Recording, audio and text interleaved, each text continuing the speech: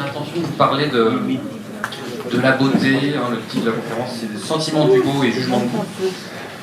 Alors, on va commencer par une question toute simple, anodine. Qu'est-ce que la beauté? J'aime bien les questions un peu massives.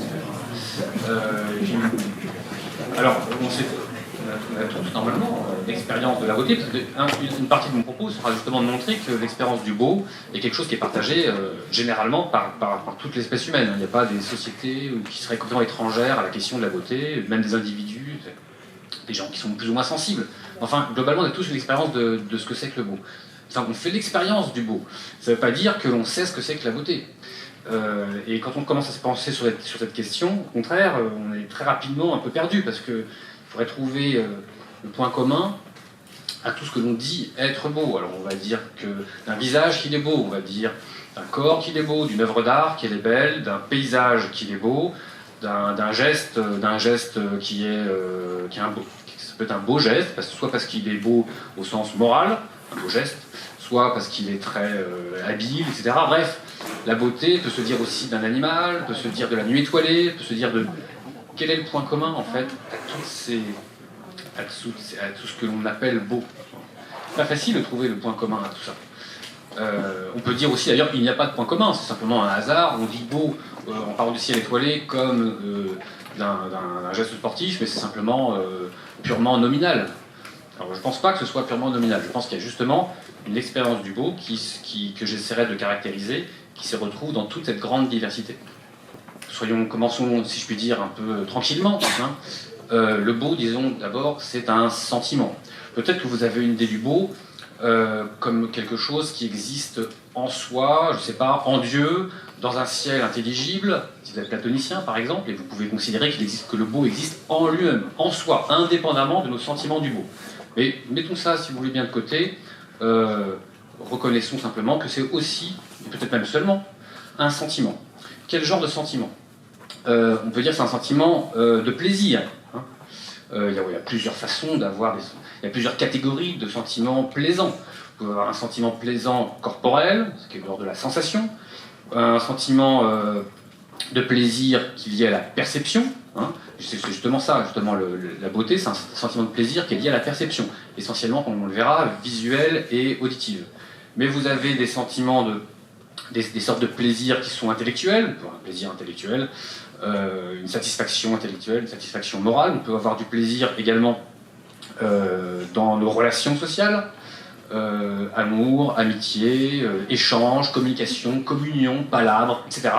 Donc il y a différentes sortes de plaisirs. Le plaisir esthétique est un plaisir qui est lié à la perception. Alors, voilà un premier déblayage, si vous voulez, mais en même temps, cette façon de catégoriser, de rentrer les plaisirs en catégories, ça va pas très loin, parce qu'en réalité, on esthétise tout.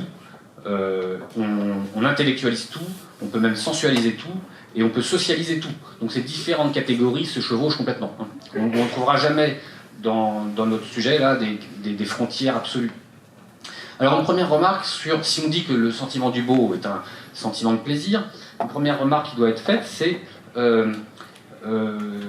de constater que nos plaisirs ou nos répulsions ne sont jamais gratuits, dans ce sens que prenons le problème à l'inverse. Imaginez que ça nous procure fondamentalement du plaisir de faire des choses dangereuses, par exemple, ou de manger des choses qui nous dégoûtent, de la viande avariée, de la pourriture, des champignons vénéneux, etc. Bon, on ne serait pas là pour en parler, parce qu'on serait déjà mort, vous voyez. Si nous prenions plaisir à être attirés par ce qui nous fait peur, comme nos prédateurs naturels, parce que non, je prends un peu un recul, là, je ne parle pas uniquement de nous, l'humanité civilisée. À la préhistoire, si Cro-Magnon avait fondamentalement du plaisir à caresser les tigres, on ne serait même pas là pour faire des conférences sur le beau. Etc. Si on adorait mettre les mains dans des trous de rochers, on déteste ça en réalité. Ça nous a une appréhension, parce qu'on sait qu'on peut être mordu. Si on avait plaisir à marcher au bord d'une falaise ou sous une falaise, eh bien on serait écrasé par des pierres régulièrement, ou on tomberait, etc.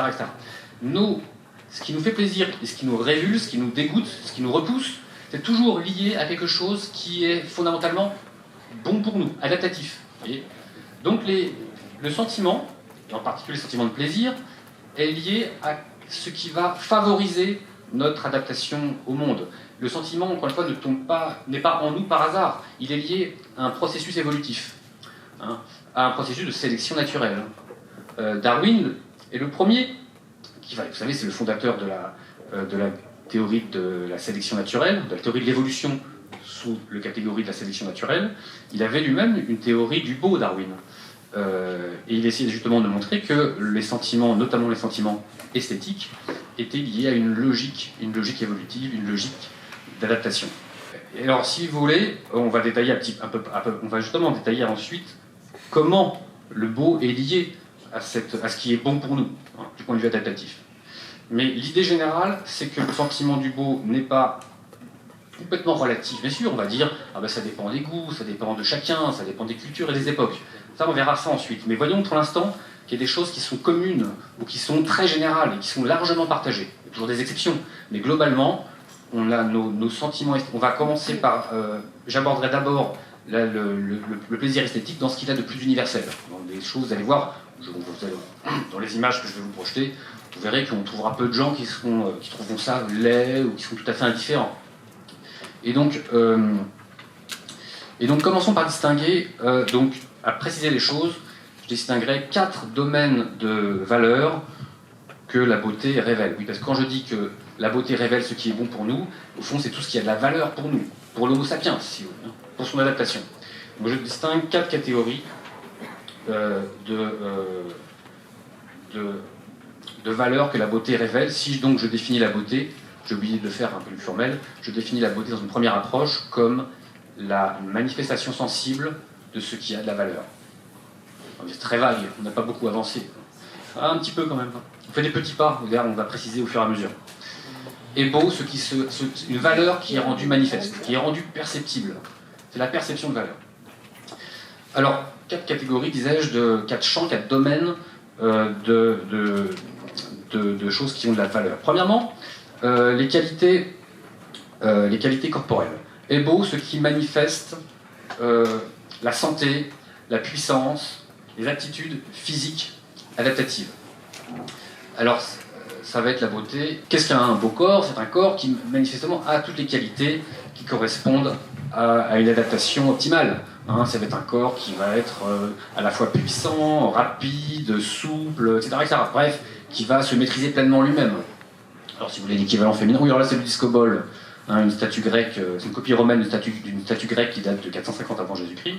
Là, vous avez la Vénus de Milo, qui, alors, on peut penser rares sont les gens qui trouvent le corps de cette Vénus de Milo tout à fait laid. Et pareil pour le discobole. Si on veut prendre des exemples un peu plus contemporains, je parlais également des visages. Vous voyez, alors, pourquoi elle, ça me regarde, après tout, si c'est moi qui choisis. Scarlett Johansson, donc, ce visage, généralement, on le trouve beau. Qu'est-ce qui fait qu'on le trouve beau? Pourquoi le trouvons-nous beau? Pourquoi? Il n'y a pas de raison. Il n'y a pas de raison au sens intellectuel du terme. Mais il y a sans doute des causes qui font qu'au fond, ce visage manifeste la santé, la jeunesse, la fertilité. Vous dire, c'est un peu réductionniste quand même. Ben oui, mais quand on adopte une approche un peu évolutionnaire, darwinienne si vous voulez, de la beauté, eh bien, on va être sans arrêt renvoyé à des choses de l'ordre de l'adaptation ou de la reproduction. Et donc, on trouve beau... Voilà. Encore une fois, si on trouvait particulièrement beau les visages ou les corps de personnes qui sont malades, très âgées, bref, infertiles, on ne serait pas là non plus pour en parler. Donc la sélection naturelle a sélectionné en nous des sentiments, de façon tout à fait mécanique. Il ne s'agit pas de dire que la nature a une intention, mais il est pratique d'avoir ce genre de métaphore. Bref, inconsciemment, on va lire dans un visage ou dans un corps des qualités qui seront adaptatives. Mais bien sûr, la beauté, c'est aussi des gestes physiques, c'est des gestes lestes, habiles, forts, rapides, et tout type, à chaque fois qu'un corps maîtrise parfaitement son environnement, disais-je, eh bien on peut trouver, alors là vous avez Carl Lewis aux Jeux Olympiques de 1984, si quelqu'un trouve ça laid, il peut sortir tout de suite, c'est interdiction de trouver ça. Là vous voyez, on vous dit, c'est un beau geste, la beauté c'est pas que l'art, bien sûr, c'est pas que la nature, c'est aussi des gestes. Là, c'est le record du monde du saut à la perche, 6,15 m par Arnaud Duplantis en 2020. Bon.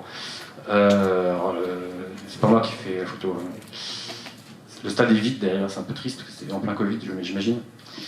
Bon, pour changer un petit peu, vous voyez un corps qui a l'air de se maîtriser parfaitement. La danse, c'est aussi une maîtrise parfaite du corps. Donc, c'est beau aussi en ce sens que ça manifeste, disais-je, des gestes physiques parfaitement maîtrisés. Mais l'être humain, vous savez, peut voir des choses belles, pas uniquement au sein de son espèce. On va projeter des qualités dans d'autres. Ce qui fait qu'on trouve, par exemple, ce tigre, qui est une belle bête, un beau tigre, c'est qu'on y voit à la fois, justement, de la puissance, de la rapidité, on y voit quelque chose, un corps qui est parfaitement adapté à son environnement. Et donc, par un système de symbolisation, de projection, peut-être de projection, le mot conviendrait mieux, eh bien, oui, on va être attiré par ces animaux qui symboliquement incarnent ces qualités dont je parlais à l'instant. Passons à la seconde catégorie de valeurs ou de qualités qui sont révélées par la beauté, que la beauté révèle, les qualités environnementales. Donc là, on change complètement, on change un petit peu de terrain. Un environnement est beau, un paysage par exemple, quand il manifeste, quand il est habitable, quand Sapiens va s'y trouver bien, quand...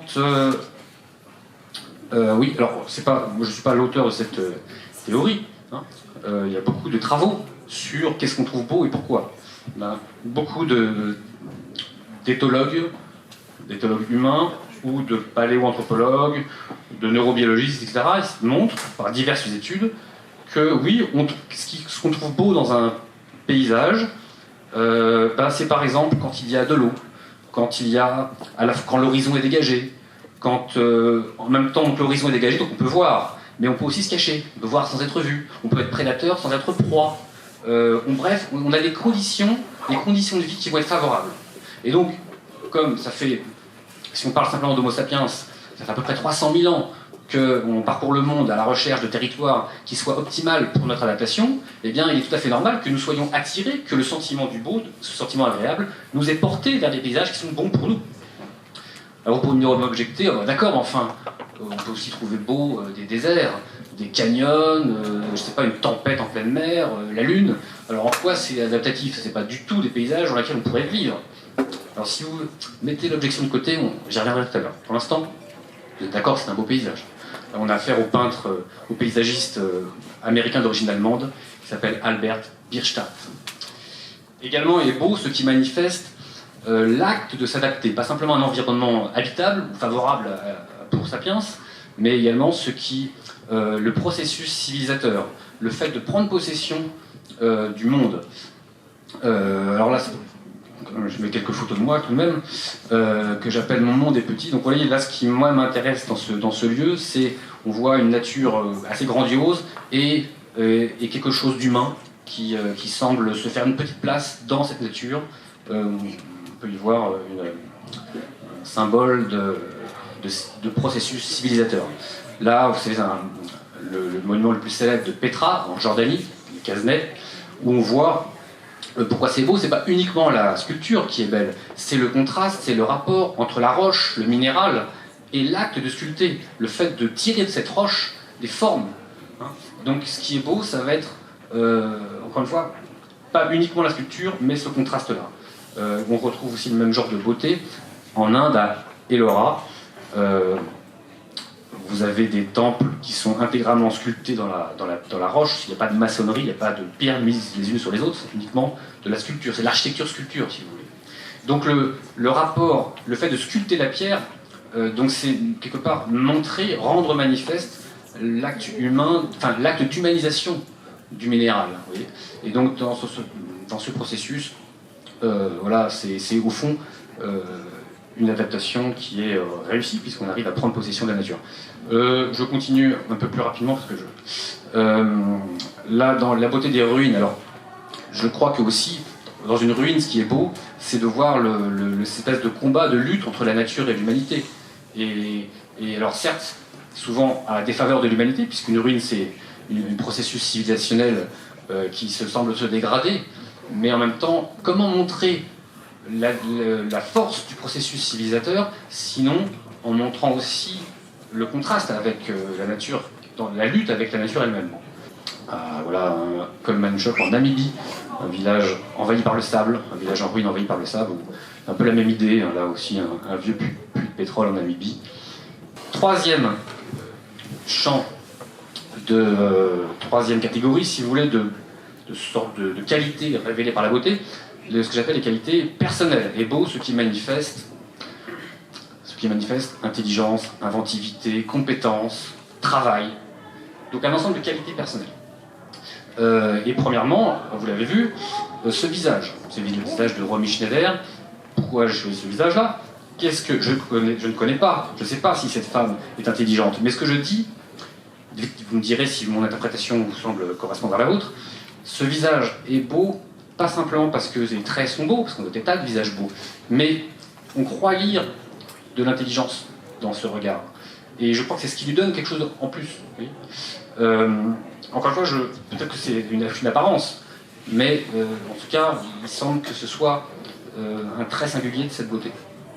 Mais d'une façon générale, outre les visages, on va trouver beau les objets façonnés grâce à des compétences.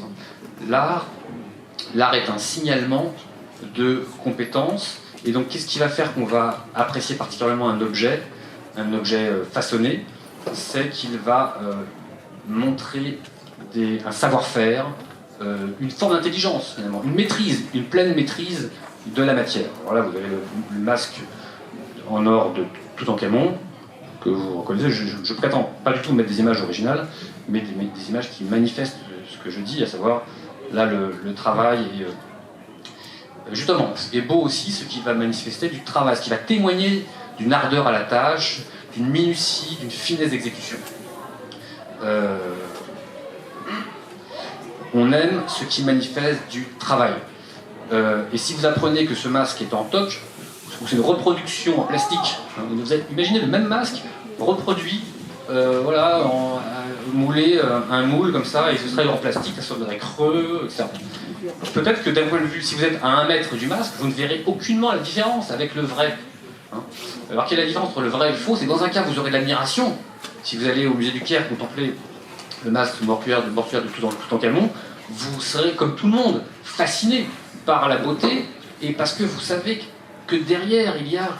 c'est de l'or travaillé, avec une finesse incroyable. Mais le même masque que vous trouvez à la boutique de souvenirs en plastique, vous ne vous arrêterez pas une seconde pour le regarder. Sauf si vous voulez l'acheter en référence à l'autre. Mais qu'est-ce qui fait que vous trouverez beau l'un et l'autre vous laissera indifférent? C'est que justement, on va attribuer au premier du savoir-faire, de la compétence, de l'intelligence, du travail, du temps.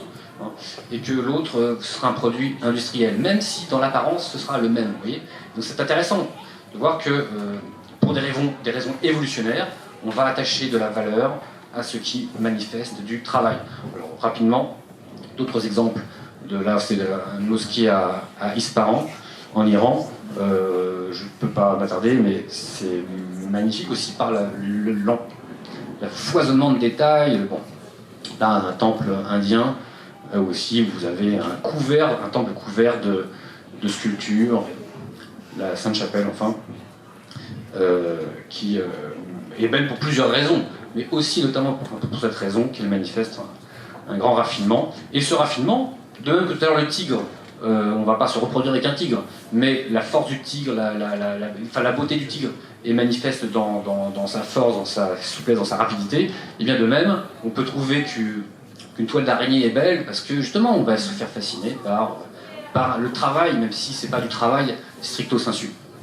Quatrième et dernière catégorie de beauté, de qualité que la beauté révèle, ce qu'on pourrait appeler des qualités sociales, hein, est beau ce qui manifeste une socialisation réussie. Nous sommes une espèce fondamentalement sociale. On ne peut pas vivre tout à fait isolé, ne serait-ce que pour fonder une famille, pour se reproduire. Mais d'une façon générale, Sapiens est un être social. Donc il est tout à fait normal que dans notre cerveau, on trouve beau ce qui manifeste cette socialisation réussie. Premièrement, tout ce qui concerne l'attachement, l'affection, l'amitié, l'amour, un symbole d'attachement, si vous voulez, ou alors un symbole de solidarité. Voilà, on peut dire c'est beau, alors ça n'a rien à voir avec la beauté de tout à l'heure, mais c'est beau néanmoins, parce que symboliquement c'est beau, ça manifeste une solidarité, une cohésion sociale, pareil pour une foule, hein, là en l'occurrence un concert. Il y a, donc, vous voyez, 1000 sortes de beauté, mais toutes ont un rapport, je crois, avec la sélection naturelle, la sélection sexuelle. Les gestes moraux, on dit d'un beau geste. Pourquoi on parle de beauté? Pour parler d'un geste qui va manifester de l'abnégation, un sens de la justice, une rectitude morale, du courage. Vous voyez? Et bien pensez à tous les monuments aux morts, où justement le sculpteur va essayer de montrer les qualités morales des soldats. L'abnégation, le courage, la ténacité, la solidarité, etc. etc. Donc voilà, à Yekaterinbourg, en Russie, je porte des images que j'ai prises au fur et à mesure de mes voyages. Là, on voit là, un soldat ou à Almaty, au Kazakhstan, vous voyez des sculptures qui pour moi étaient saisissantes, ou des visages très expressifs, qui, je crois, sont beaux en ce sens, qui peuvent manifester de façon symbolique, cette fois-ci, une certaine vertu morale. Alors, enfin, une grosse partie de ce que l'on trouve beau, c'est ce qu'on va lier au prestige, à la position sociale supérieure, à la distinction. En effet, une position hiérarchique, une autorité sociale est aussi une autorité en matière esthétique. À tort ou à raison, en tout cas c'est comme ça. Parce que ça manifeste une forme déjà, de socialisation réussie, et deux, il se trouve que les sapiens est sensible au prestige. Alors, là je vous ai pris un exemple de biface, un biface sculpté par l'Homo erectus. On trouve un grand nombre de... Donc là, si vous voulez, ça va de 1,5 million d'années à moins 500 000 avant Jésus-Christ, moins 400 000. Ces bifaces ne sont pas uniquement des objets qu'on emmanche pour faire une hache, par exemple, c'est le cas bien sûr. On a trouvé d'énormes quantités de bifaces, beaucoup plus que ce qui était nécessaire pour la chasse. Et surtout des bifaces dont les côtés étaient parfaitement intacts, qui n'avaient jamais servi. Et d'ailleurs, qui étaient trop gros d'ailleurs pour qu'on en fasse usage correctement. Donc les préhistoriens et les paléo-anthropologues ont conclu que ce sont des objets de prestige, d'apparat. Vous voyez, si moi je suis capable de sculpter, et surtout ils ont une symétrie, j'aurais dû commencer par là, la symétrie des bifaces, on dit acheléen, n'est pas du tout nécessaire pour correctement découper sa viande ou foutre un coup à un ours. Vous voyez, on n'a pas besoin d'une telle symétrie. Donc il y a une recherche esthétique. Souvent, une autre question qu'on n'aura pas le temps d'aborder, c'est quand commence l'art, qu'est-ce que l'art, etc. Une autre grande question, on n'aura pas le temps. Mais au moins, convenons, non pas simplement moi et vous, mais des études montrent que la recherche esthétique va très au-delà de la recherche, enfin qu'il y a une recherche esthétique dans ces objets, et notamment une façon de manifester un prestige social. Si je suis capable de faire ça, ça veut dire que j'ai un savoir-faire, une compétence, une intelligence, une ardeur au travail, etc., etc. Donc je suis un bon parti, si vous voulez. Vous pouvez vous marier avec moi. Venez dans ma grotte voir ma collection de bifaces. C'est une façon de draguer, archaïque. Alors, même chose évidemment avec le propulseur. C'est un propulseur, c'est pour qu'on mette ça sur une lance pour lancer plus vite, plus fort, plus précisément. Donc là, c'est un propulseur préhistorique magdalénien, on a la fin de la préhistoire, très très finement sculpté, qui est aussi un objet d'apparat. De même qu'une tunique chinoise magnifique. Pourquoi c'est beau? Parce que aussi c'est lié à un certain prestige. Évidemment, un collier de chez Cartier. Vous voyez, donc Sapiens est sensible aux objets prestigieux. L'art et la beauté ont un rapport au pouvoir. On va apprécier aussi ce qui manifeste du pouvoir, et l'art s'occupe de manifester du pouvoir. À la Renaissance, on ne construit plus tellement le château défensif. On va construire des châteaux résidentiels, mais il y a une fonction qui est très importante, c'est montrer son pouvoir, montrer son importance sociale. Et bien une des fonctions de l'art, et aussi du point de vue du spectateur, ce qui nous fait trouver beau tel ou tel objet, telle ou telle architecture, c'est aussi la façon dont elle s'empare de nous, qu'elle nous fascine, en rapport avec le pouvoir. L'art, au fond, a toujours une dimension politique en ce sens. Voilà pour les 4 points. Il se trouve que je n'ai pas du tout fait le tour de la question en la déblayant ainsi, parce que l'être humain a cette capacité de symbolisation, c'est-à-dire de trouver des significations ou comment dirais-je, pas simplement avoir un rapport direct. Est-ce que ce paysage est adaptatif ou n'est pas adaptatif, est habitable ou n'est pas habitable? Est-ce que ce corps a des bons gènes ou n'a pas de bons gènes? Je le trouve beau ou laid en fonction. Est-ce que cet objet... Oui, là, on a un rapport direct avec la logique adaptative. Mais Sapiens est aussi capable d'avoir des rapports très indirects avec cette logique. Et donc de faire une sorte de détournement. Une des propriétés fondamentales de l'être humain, c'est de détourner des fonctions qui étaient originairement liées à notre adaptation. Par exemple, on a un gros cerveau, c'est pour comprendre notre environnement naturel, notre environnement humain. Mais avec ce gros cerveau, on peut faire autre chose que de nous rendre adaptés à tel environnement. Par exemple, vous pouvez faire, je ne sais pas, de la physique nucléaire, de la recherche fondamentale, comme on dit, qui ne sera peut-être jamais d'aucune utilité. D'ailleurs, vous n'en faites pas spécialement pour faire de la science appliquée. Avec votre gros cerveau, vous pouvez faire Alors, il est prédisposé à comprendre des raisonnements pour communiquer avec autrui, pour le contester, mais vous pouvez faire des mathématiques pures ou de la logique pure. Le cerveau n'est pas fait pour ça. Mais vous voyez, on va le détourner. De même que notre cerveau ou nos affects sont faits pour nous rendre la sociabilité, pour nous socialiser. On va créer des liens avec autrui. Mais on n'est pas prédisposé à créer des liens avec l'humanité entière. Or, avec notre cerveau, notre affectivité, on peut imaginer un amour universel, des droits de l'homme, une justice sociale, etc., qui déborde largement les logiques de clan. Vous voyez ? Eh bien, c'est pareil pour l'art, pour l'esthétique, pardon. L'esthétique est peut-être prédisposée à nous faire apprécier des environnements favorables pour notre adaptation, mais le sentiment esthétique va déborder de ce cadre et va généraliser. Sapiens peut avoir la capacité de sortir de ce cadre un peu étroit, et grâce notamment à sa faculté de symbolisation, de trouver des significations, de gorger le réel perçu de signification. Et en ce sens, on peut dire que on va trouver beau des choses qui ont un rapport indirect avec l'adaptation. Alors, sous plusieurs catégories. Premièrement, mais il y a toujours un fond adaptatif. Par exemple, on va toujours trouver beau ce qui montre une adaptation réussie. On peut l'exprimer de 3 façons. Premièrement, la nature est belle quand elle imite l'art. C'est une drôle d'idée. C'est une idée que vous trouvez chez Kant, par exemple. La nature est belle quand elle imite l'art, parce que c'est comme si la nature, on était en lien avec elle, puisque en l'humanisant, on lui prêtant des sortes d'intentions, en lui prêtant des artifices. Quand un paysage nous semble sculpté, quand la nature a l'air d'être artiste, eh bien, c'est comme si elle était un peu humaine. C'est comme si, au fond, on était chez nous dans la nature. Vous voyez ? Alors, c'est pour ça que j'ai mis une série de photos où on voit la nature qui fait des orgues basaltiques en Islande, mais on dirait des sculptures, ça paraît improbable. Des hexagones comme ça, des hexagones de lave. Là, vous voyez, là, on est aux États-Unis, dans un parc qui s'appelle le Vermilion Cliff National Park. On a des formations rocheuses étonnantes. On dirait encore une fois que la nature est artiste. Quand on voit un flocon, alors là c'est évidemment, c'est aussi une façon, la nature nous semble artiste. Évidemment c'est la projection. C'est la projection, mais cette projection, voilà, elle est là, on l'a fait.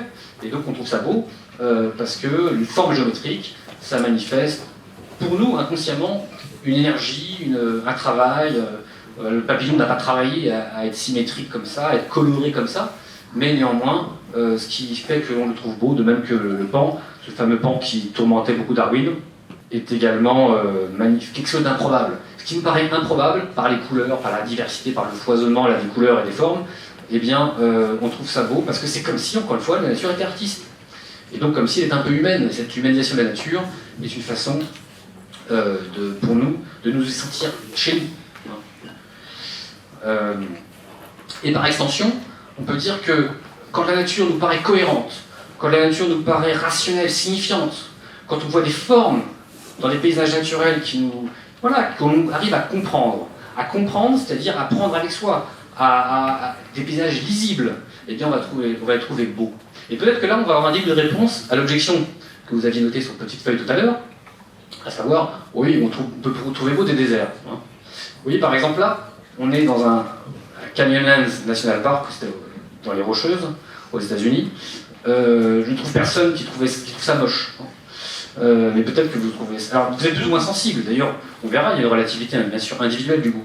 Mais là, ce qui me semble, je parle de moi à ce moment-là, pourquoi je trouve ça beau, c'est que c'est à la fois complexe et simple. On a un étagement qui, c'est une forme de complexité, mais en même temps, c'est un paysage que j'appelle lisible, compréhensible. La nature semble, elle semble pas artiste comme tout à l'heure, mais elle se donne, on peut l'envisager effectivement sous une forme qui est accessible, lisible, comme disais-je, là de même un immense glacier, c'est le plus grand glacier d'Europe. On voit la cohérence, l'unité de ce paysage, on peut l'envisager, on peut le comprendre. Qu'est-ce qui fait qu'on va trouver beau quelque chose? Un paysage notamment, c'est à la fois sa complexité, il faut qu'il y ait du désordre, il ne faut pas qu'il y ait trop de simplicité. Si tout est hyper simple, on s'ennuie, on ne va pas trouver ça beau. S'il y a trop de complexité, on n'y comprend rien, on ne peut pas y parcourir des yeux, on ne peut pas y trouver une logique.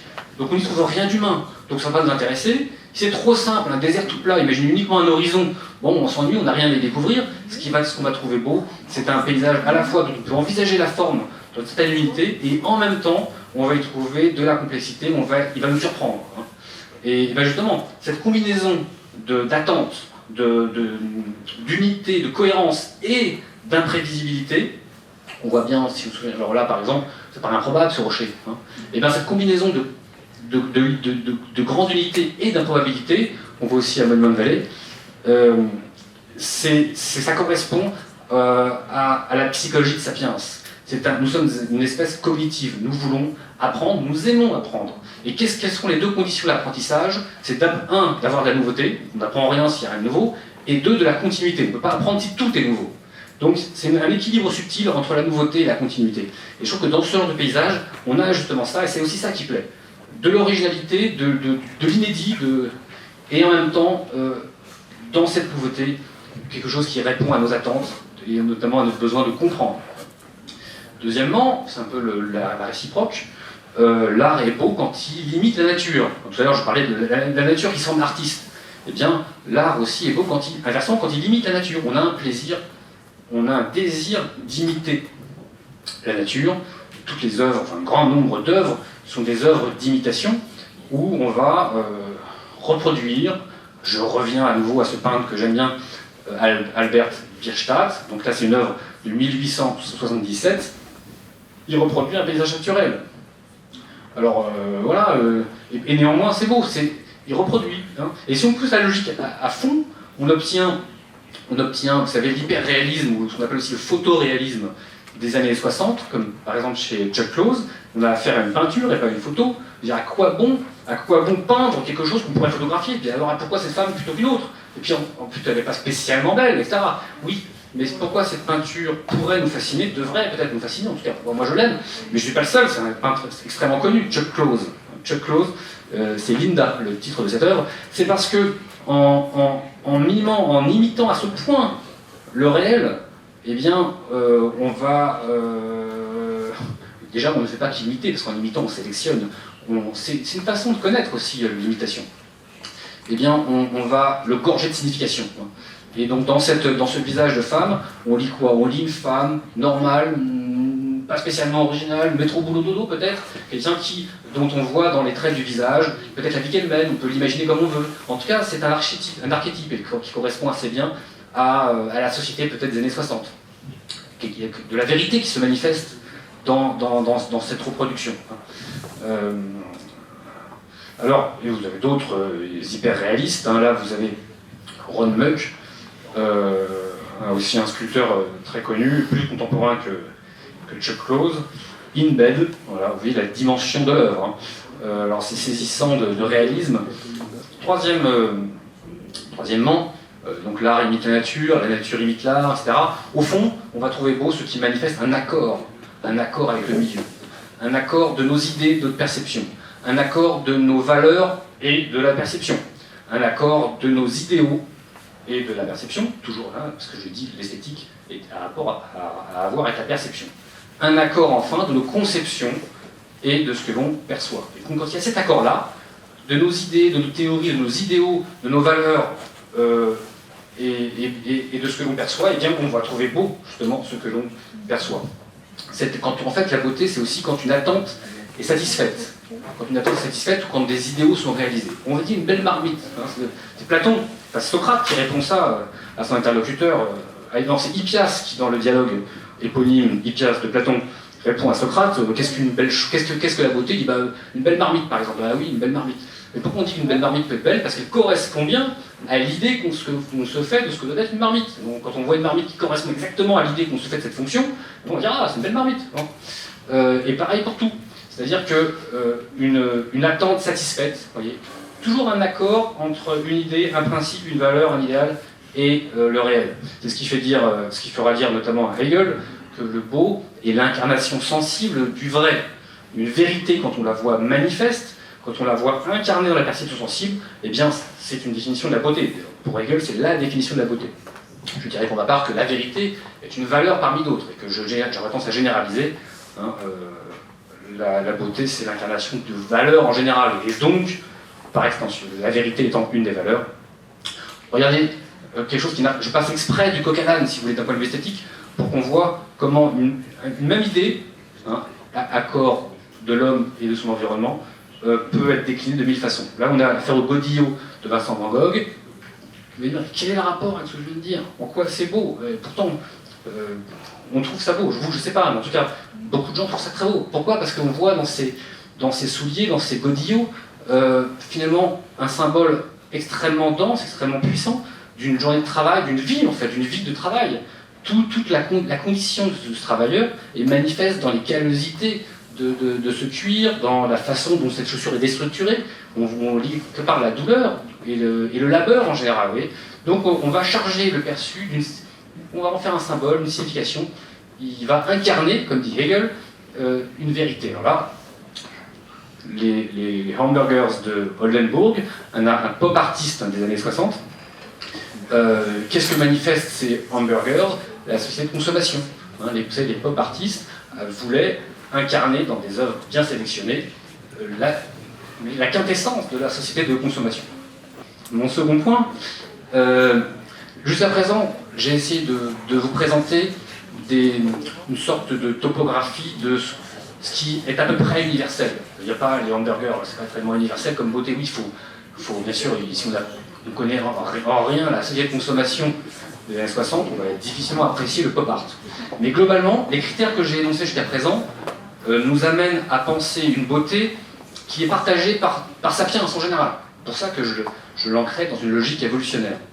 Mais maintenant, voyons que les goûts sont aussi relatifs. Les goûts sont relatifs, et dans la mesure où ils sont relatifs, ils vont être aussi négociables, discutables, et c'est là qu'intervient ce qu'on peut appeler le jugement de goût. Depuis tout à l'heure, je parle du sentiment du beau. Le sentiment du beau, on ne peut pas tellement le changer, si vous voulez. Si le paysage tout à l'heure de Canyonlands, si vous ne le trouvez pas beau, vous n'y pouvez rien. Et moi, je ne peux rien pour vous, et inversement, vous ne pouvez rien pour moi si je le trouve beau, alors qu'en fait, il n'est pas. Vous voyez, il n'y a pas de négociation possible. La beauté naturelle, la nuit étoilée, le coucher de soleil, etc., on n'y peut rien, c'est pas quelque chose qui relève de notre responsabilité de bien juger. Alors que quand on parle des œuvres d'art, et pourquoi d'ailleurs, pour des raisons aussi qui sont liées à la neurobiologie, ces sentiments-là sont très ancrés dans les profondeurs de notre cerveau. Alors que les neurobiologistes montrent que si on vous présente une œuvre d'art, les zones actives de notre cerveau sont beaucoup moins profondes, plus superficielles, plus liées à l'acquis, au langage, à la socialisation. Et donc, comme elles sont moins profondes, on peut plus agir aussi, d'ailleurs, sur notre jugement de goût. Donc, en matière de beauté artistique, les goûts sont non seulement sont plus relatifs, alors que tout à l'heure on avait plus c'est profond, plus c'est universel au fond, parce qu'on vient tous de la savane africaine, d'accord, et plus les goûts sont culturels, plus ils sont relatifs, et plus aussi ils vont non seulement varier, mais relever de notre responsabilité. Vous allez me dire quel est le rapport avec la responsabilité? Eh bien, je défends l'idée que, en matière de goût, comme en matière affective en général, rien ne nous est absolument imposé. On n'aime pas ceci ou cela, cette personne ou cette autre personne, simplement comme si on recevait un coup de foudre, on n'y pouvait rien. Non, on se prédispose à. On se prédispose à aimer, on se prédispose à apprécier, on se prédispose à apprécier une œuvre d'art, par exemple, et qu'il y va, et notre jugement ne se fait pas en nous, malgré nous. Devant le paysage du Canyonlands, peut-être qu'on dit, bah là, j'y peux rien, je trouve ça très beau, ou j'y peux rien, je ne suis pas sensible à ça, et ça se joue sans vous, quelque part, ce sentiment. Mais quand on parle de jugement de goût, le jugement, c'est quelque chose qui se décide dans un certain sens. En tout cas, qui s'élabore en nous, et qui réclame de nous une certaine qui manifeste une certaine responsabilité. Celle de juger comme ceci, ou de juger comme cela. Le sentiment et le jugement, ce sont deux choses différentes. Nos jugements de goût, bien sûr, vont s'enraciner dans les sentiments, mais il y a quelque chose de plus dans le jugement que dans le sentiment. Et donc c'est ça qui va m'intéresser maintenant. Donc la relativité, disais-je, d'abord la relativité historique et culturelle du goût. Je vais différencier différentes sortes de relativité ou de différentes sortes de responsabilités de bien juger. Donc premièrement, relativité historique et culturelle du goût. Selon les époques, eh bien, on n'apprécie pas, chaque époque a sa propre esthétique. Hein, le beau est l'incarnation d'un idéal. Et chaque époque a son idéal.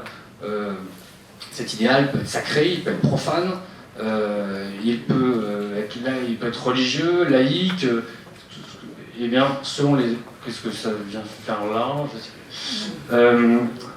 Là, vous voyez que la cathédrale de Rouen, elle manifeste un idéal qui est celui du Moyen-Âge, qui est un idéal d'élévation religieuse, on pourrait dire comme ça. Vous avez l'équivalent en 1913 à New York, le Woolworth Building, qui manifeste aussi à sa façon un idéal, c'est l'ancien plus haut gratte-ciel du monde, en 1913, à la fin de sa construction. Bon là on voit pas très bien, mais si on regarde de près l'architecture, c'est pas du tout simplement un cube dans lequel on met des gens. Hein, il y a une finesse architecturale. Voilà l'équivalent un petit peu soviétique. C'est on appelle une maison haute à Moscou. Oui, il y a dans ces constructions, ce sont des constructions qu'on peut dire prométhéennes. Elles manifestent des valeurs. Là, c'est une affiche russe sur la conquête spatiale. Mais vous voyez, bon là, c'est peut-être encore plus parlant.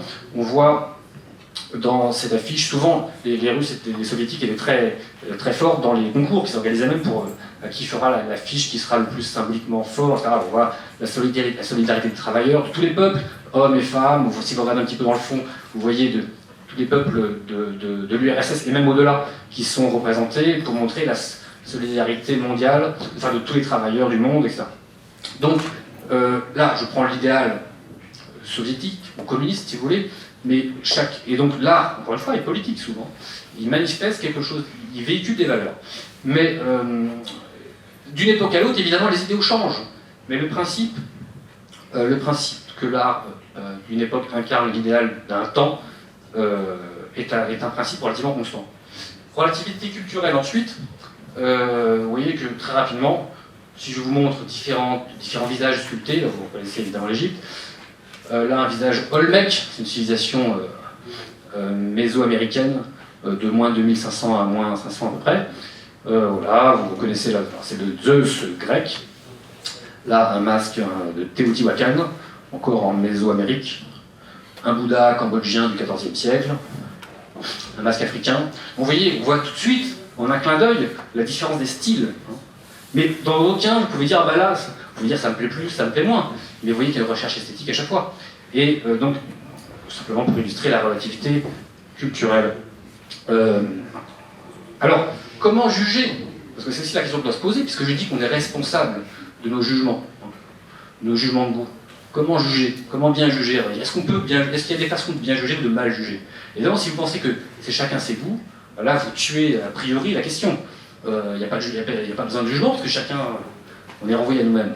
Et en fait, c'est un peu ça allait trop vite en besogne de dire chacun ses goûts. La question, c'est est-ce que le goût peut s'éduquer?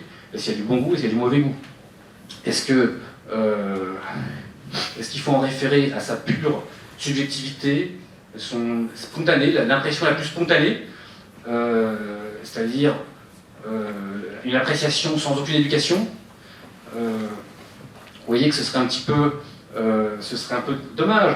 Comment voulez-vous, si vous avez une vision, par exemple, là on est à la scène des taureaux de la grotte de Lascaux, vous pourrez très bien vous dire, ben moi je veux rien savoir des préhistoriques, je veux rien savoir de l'emplacement de ces formes. Est-ce qu'elles étaient sous terre, pas sous terre, comme ceci, comme ça, je ne veux rien savoir. Moi, je suis un esthète pur, je considère l'apparence pure, et je jouis de l'apparence, c'est beau.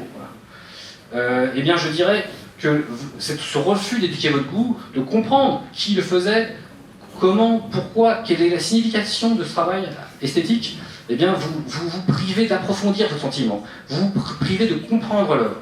Et donc, il faut comprendre une époque, il faut comprendre un contexte, pour enrichir son goût. Donc le goût s'éduque, c'est ce que disait Hegel aussi. Et en particulier, si les œuvres d'art préhistorique, c'est pas du tout la même chose que vous ouvrez un livre, vous voyez ça par exemple.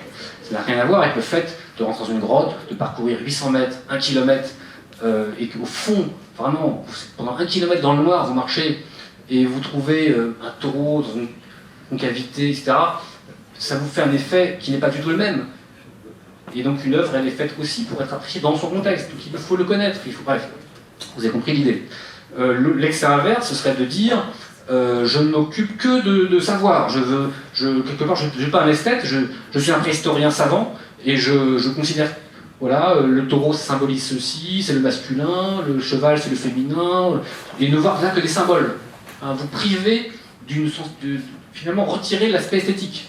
Hein, ce serait une sorte de jugement qui serait uniquement savant. Bah, là aussi, vous manquez quelque part, vous jugez mal, parce que vous manquez quelque chose. Relativité, je disais, culturelle et historique. Relativité sociale du goût. Et oui, nos goûts sont aussi, donc c'est le deuxième point de cette deuxième partie, nos goûts sont aussi différents selon notre classe sociale d'appartenance, selon notre position dans l'espace social. Vous savez que l'espace social est souvent un espace hiérarchique. Eh bien, Bourdieu a essayé de montrer, dans différents ouvrages, que nos goûts étaient liés aussi à nos intérêts de classe. On a des intérêts à aimer ceci, à ne pas aimer cela, à dénigrer ceci, et un intérêt à faire 2 heures de queue, par exemple, pour aller voir une exposition de Roscoe au musée d'art moderne, parce qu'on pourra dire, j'ai été voir Roscoe, j'ai admiré, c'est fantastique, c'est fabuleux, tiens, il est où le Roscoe? Alors voilà. Combien il y a de personnes quand ils font... Moi j'ai toujours été fasciné par ces grandes expositions. Je ne dis pas que j'aime pas Roscoe, mais ce qui m'intéresse c'est de voir des gens qui vont faire 2 heures de queue dans la rue.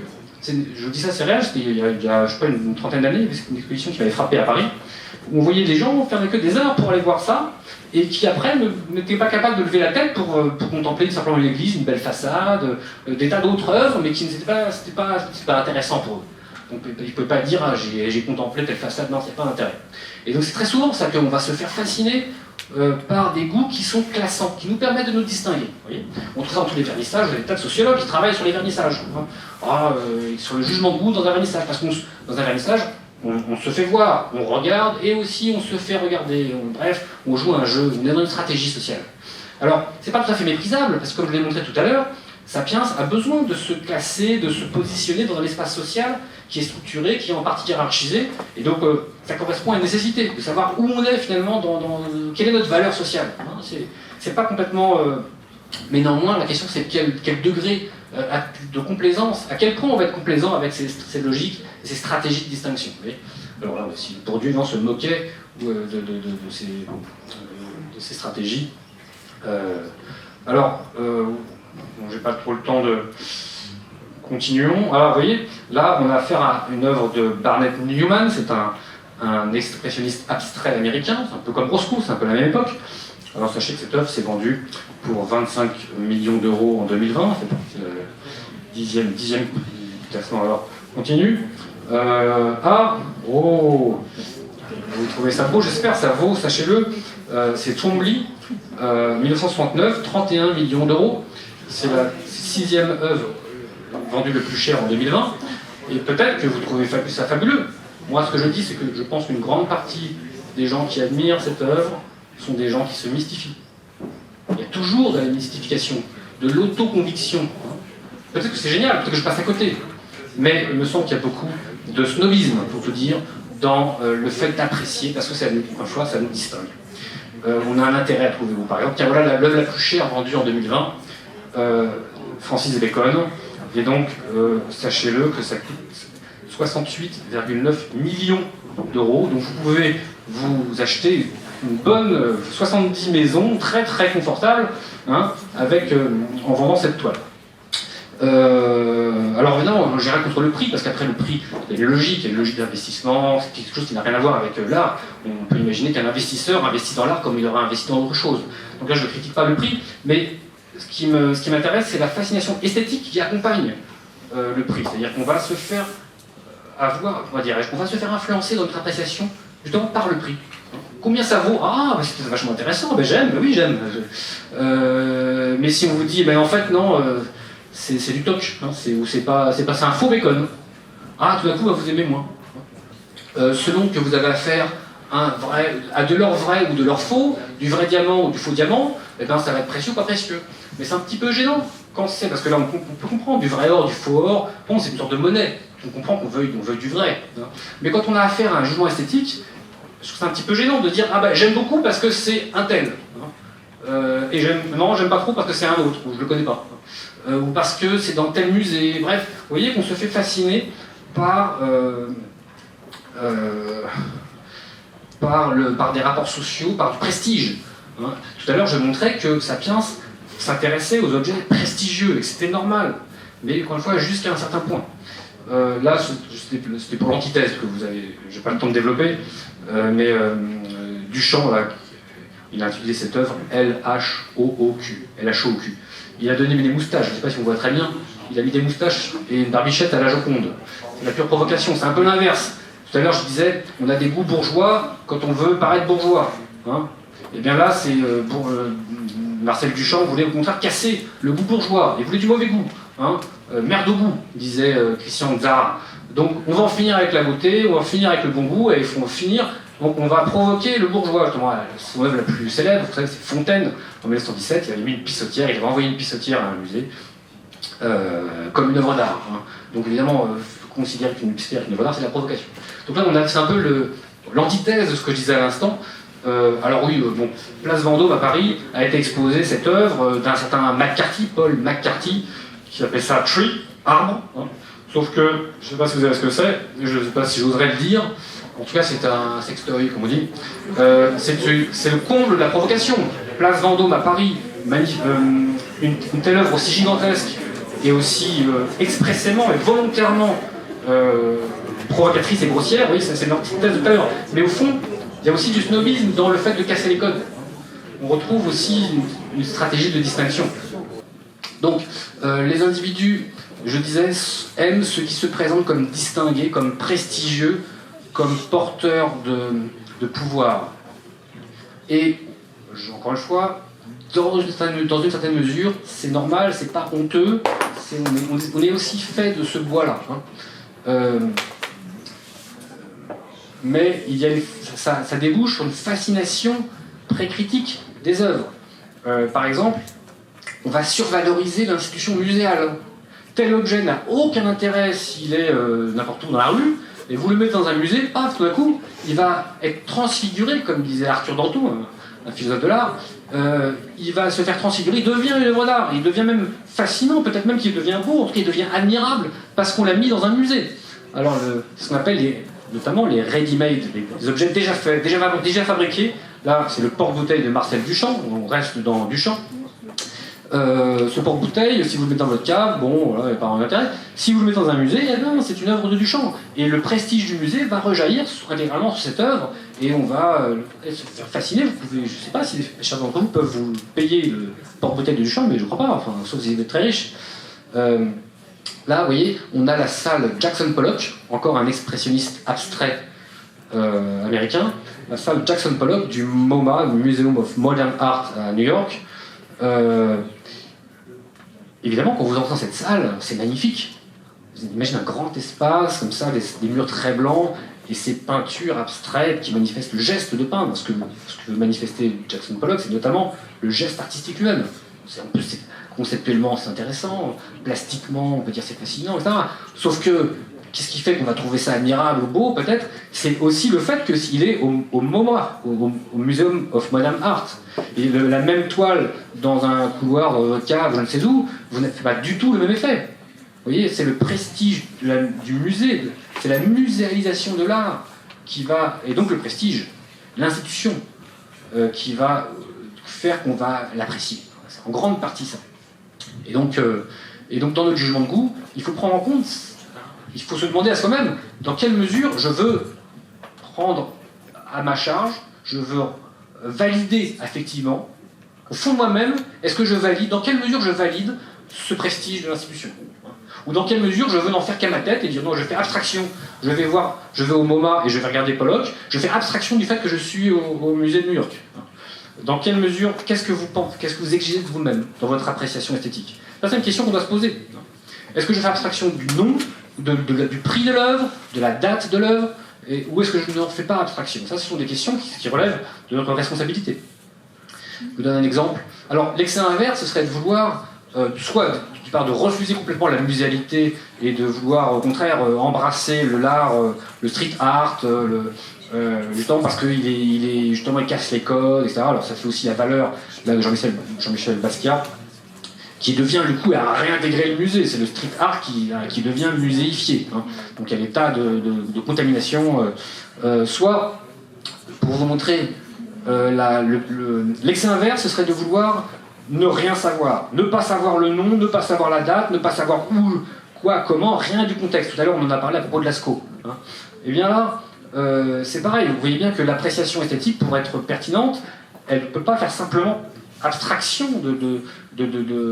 oui, du contexte de l'œuvre et de même de l'invention de l'artiste. Notamment, si vous dites, je considère une œuvre abstraction faite des autres œuvres de l'artiste, eh bien, c'est un petit peu dommage, parce que l'œuvre entière de l'artiste se retrouve dans chacune de ses œuvres. Et pour bien apprécier une œuvre, peut-être qu'il est bon de connaître le reste de l'œuvre. Hein. Donc il y a deux excès, à mon avis. Soit de juger qu'en fonction de ce que l'on dit, voilà. C'est un grand artiste, alors j'aime parce que c'est un grand artiste. Voilà, on délègue, on se décentre trop, si je puis dire, on délègue complètement son jugement. Soit on se recentre trop, on fait abstraction de toute connaissance et on ne veut connaître qu'une chose qu'en fonction de sa sensibilité propre. Là, j'emprunte cet exemple à un designer anglais qui s'appelle Richard Seymour, qui dit, vous voyez, ça, bon, est-ce que vous aimez, vous n'aimez pas, bon, ouais, bof, on voit quoi, un papillon, une fleur, bon, ça part vraiment de... Ce que Richard Seymour dit, c'est que si je vous dis de quoi il s'agit, ça va peut-être changer votre appréciation. Et peut-être que la connaissance va enrichir votre jugement de goût. Hein. En fait, c'est le dernier dessin qu'a fait une petite fille qui s'appelle Heidi, qui a 5 ans, qui est morte d'un cancer du cerveau. Et voilà la dernière chose qu'elle a faite. C'est le dernier dessin. C'est la dernière chose qu'elle a faite sur cette terre, et après elle est morte. Et bien, quand vous savez ça, ce papillon qui s'envole de cette fleur, vous ne le voyez pas tout à fait de la même façon. Vous avez une sensibilité qui se développe. Alors, est-ce que cette connaissance que je viens de vous donner, est-ce qu'elle pollue votre jugement de goût, ou est-ce qu'elle l'approfondit? C'est la question qu'on peut se poser. Moi, ce que je dis, c'est que ne rien vouloir savoir, ne rien vouloir connaître, c'est dommage, c'est qu'on se prive de quelque chose, on se prive d'éduquer son jugement, et au contraire, vouloir tout connaître et vouloir trop connaître, ça va pas non plus. Hein, c'est complètement déléguer son jugement de goût, c'est le différer, c'est le déléguer. Donc vous voyez, il faut trouver un juste milieu. Bref, en tout cas, il faut se poser la question, pourquoi j'aime, pourquoi je n'aime pas. Alors, on aime aussi, toujours dans ma catégorie de la relativité sociale des goûts, on aime ce qui est validé par l'histoire. On aime la patine du temps, ce qui est vieux et beau.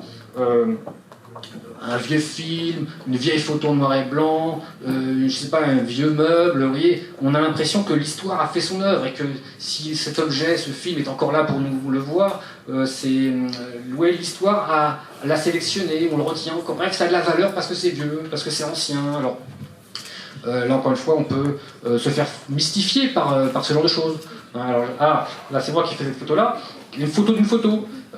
Et ce qui peut nous émouvoir, parce que moi ce qui m'émeut, c'est que justement on voit que c'est une vieille photo d'un vieil album de famille, on voit que tout est vieux, mais la patine du temps fait la photo, fait l'œuvre elle-même. Là, alors c'est Henri Cartier-Bresson, un célèbre photographe qui photographie Rouen. Si vous regardez froidement la chose, honnêtement, elle n'a rien d'extraordinaire cette photo. C'est tout à fait banal. On voit des gens, une famille, face à la scène, mais elle est vieille, elle est vintage, etc. Donc on va se faire fasciner, vous voyez. Là, c'est moi qui ai fait cette photo, j'avais 15 ans ou 13 ans, je ne sais plus. Vous mettez la même photo avec une autre bagnole, une bagnole récente par exemple, on n'aurait rien à faire. Hein. Donc ce qui va nous amuser, la petite tendresse qu'on va avoir pour ce genre de photos, c'est justement l'ancienneté, une certaine nostalgie, la relativité psychologique des goûts. J'ai parlé de la relativité historique, culturelle, sociale. Dernier point sur la relativité individuelle, psycho-individuelle des goûts. Donc, selon notre disposition affective, on est tous différents, et bien forcément on va avoir des appréciations différentes. Le beau a un effet qui est cathartique. On aime ce qui va détendre nos tensions intérieures. L'appréciation esthétique est aussi là pour nous faire plaisir, et aussi le plaisir, disait Freud, c'est dans la détente des tensions intrapsychiques. Alors voilà pourquoi j'avais le hard rock, si vous voulez, c'est par excellence, parmi d'autres, mais une façon d'expurger quelque chose. Hein. Voilà, on voit une petite dernière pour la route. Voilà. Cette rage, elle peut plaire parce que musicalement ou esthétiquement, là je ne peux pas vous faire écouter la musique, mais parce que selon les tensions qu'on a accumulées, selon la rage, selon voilà, ce que l'on a envie d'extérioriser, eh bien, on va avoir du plaisir esthétique aussi en fonction de ça. Et selon comme on est différent, forcément, on ne va pas aimer les mêmes musiques, ni les mêmes dessins, etc. Vous avez aussi du plaisir. Freud disait l'art est lié au principe de plaisir. Le principe de plaisir, ce n'est pas le principe de réalité. Normalement, quand on passe à l'âge adulte, on passe du principe de plaisir au principe de réalité, c'est-à-dire qu'on va apprendre à envisager le monde tel qu'il est, dans sa froide objectivité. Et dans sa froide objectivité, qu'est-ce qui se passe? On le sait très bien, on va mourir dans quelques années, on mettra de la terre sur notre tête, et on va finir mangé par des vers. Voilà. Ouais, mais c'est pas très agréable cette idée-là. Alors on préfère imaginer un monde où ça ne se passerait pas comme ça. On préfère imaginer on préfère renoncer, en fait, différer, mettre de côté cette objectivité, ces vérités objectives. Non, on va avoir du plaisir à enchanter le monde, à y trouver du merveilleux, à y trouver du fantastique, des idées, des affects humains. Donc on va esthétiser le monde. Hein. Esthétiser le monde, c'est une façon de l'humaniser, de ne pas se faire écraser par cette froide vérité que j'ai résumée à l'instant. Hein. Nietzsche disait: nous avons l'art pour ne pas périr de la vérité. Nous avons l'art pour ne pas périr de la vérité, dans un recueil qui s'appelle La volonté de puissance. Il disait ça. Ce qu'il voulait dire par là, c'était que oui, pour supporter le réel, l'art nous aide à supporter le réel. Et pour le supporter, on va justement y trouver, dans une forêt par exemple, il n'y a pas simplement des arbres qui poussent, il y a des mystères, il se passe des choses, la forêt, elle est vivante dans un sens, qui est là, c'est Gustave Doré, une illustration de l'enfer de Dante, de Gustave Doré. Tous les peintres surréalistes, ce qui va les intéresser, c'est aussi ça. C'est une façon de réenchanter le monde, de ne pas simplement s'en tenir à la froide objectivité, justement, parce qu'on fait du surréalisme, hein, ou du fantastique, du merveilleux. Il y a différentes façons d'exprimer quelque chose pour ne pas périr de la vérité, c'est-à-dire pour ne pas s'en tenir à une froide objectivité scientifique. David Lynch, Twin Peaks, saison 3, vous voyez, on est dans toute l'esthétique de David Lynch. Et tourne autour de cette idée il y a du mystère. Le monde est fait de mystère. Hein, et donc, et ça nous plaît aussi parce que justement, on veut y voir de mystère. On ne veut pas simplement considérer les choses objectivement. Et donc, relativité individuelle, psychologique, selon notre psychologie, selon nos attentes, selon nos désirs, eh bien, on va apprécier ce genre de. Il y a des gens qui n'apprécient pas du tout David Lynch. Hein. J'aime beaucoup discuter avec eux, parce que moi, c'est pas mon cas, j'adore. Et parce qu'en fait, c'est pas que personne n'a tort, personne n'a raison, ça dépend de ce que l'on attend, de notre complexité interne, en fait. Et vous avez des personnalités qui sont plus ou moins. On peut dire qu'il y a au moins deux sortes de personnalités. Il y en a plusieurs, mais on peut les catégoriser. Vous avez ce qu'on appelle les personnalités endostatiques, c'est-à-dire qui vont apprécier, notamment dans les œuvres d'art, essentiellement celles qui vont manifester du repos, de la stabilité, de la tranquillité, un retour au grand tout, ce qu'on appelle aussi le sentiment océanique. Bref, vous allez attendre de l'art quelque chose qui va vous détendre dans ce sens-là. Ouais, la sieste de Van Gogh, le Edward Hooper, People in the Sun, David Hockney, The Splash. Là, c'est ma version du bonheur. Brancusi. Vous voyez, vous allez, selon vos attentes, vous allez apprécier ce genre de travail qui va vous relâcher, vous voyez, qui va personnalité, je disais, endostatique. Si vous êtes plutôt exostatique, au contraire, vous allez aimer la puissance, l'énergie, quelque chose, vous attendez de l'art, quelque chose qui va vous faire rentrer en éruption, quoi, vous voulez du dynamisme, vous voulez de la puissance. Donc là, évidemment, je m'amuse à faire le lien entre les deux formes. Là, je l'ai appelé l'ambitieux. C'est l'inverse de Brancusi, si vous voulez. C'est une autre esthétique. Hein. Ou alors, vous pouvez aussi trouver, selon votre personnalité, trouver ça tout à fait écrasant et sans intérêt. Hein. Après tout, c'est les coups du béton. Et au contraire, trouver ça fabuleux, cette puissance. On est à New York, là. Hein. Là, une fusée qui décolle, si vous êtes exostatique, rien n'est plus beau que cette puissance là, de feu ou une éruption volcanique. Vous voyez, on est aux antipodes de l'esthétique endostatique. Vous pouvez aussi être interstatique et considérer et jouir des deux sortes de beauté. À la fois on a de l'élévation, on a de l'horizontalité et de la verticalité, une sorte de combinaison des deux. Voilà.